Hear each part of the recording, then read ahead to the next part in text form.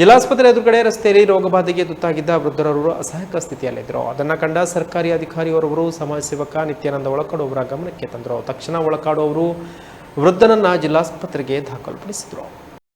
ದಾಖಲಿಸಲ್ಪಟ್ಟಿರುವ ವ್ಯಕ್ತಿಯ ಹೆಸರು ಕರುಣಾಕರ ಎಸ್ ಕುಂಟಾಡಿ, ಕಲ್ಯ ಗ್ರಾಮ ಎಂದು ತಿಳಿದು ಬಂದಿದೆ. ವಾರಸುದಾರರು ಅಜರ್ಕಾಡ್ನ ಜಿಲ್ಲಾಸ್ಪತ್ರೆಯನ್ನು ಸಂಪರ್ಕಿಸಲು ಸೂಚಿಸಲಾಗಿದೆ. 2 ದಿನ ಆಸ್ಪತ್ರೆ ಫಿದಾಯ ಪಡೆದಿರು ತಾಲೂಕಿ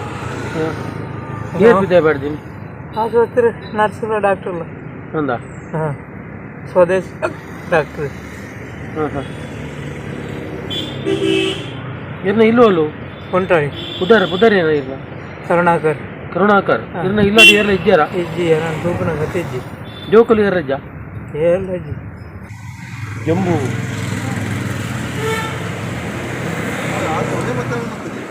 ಹಾಂ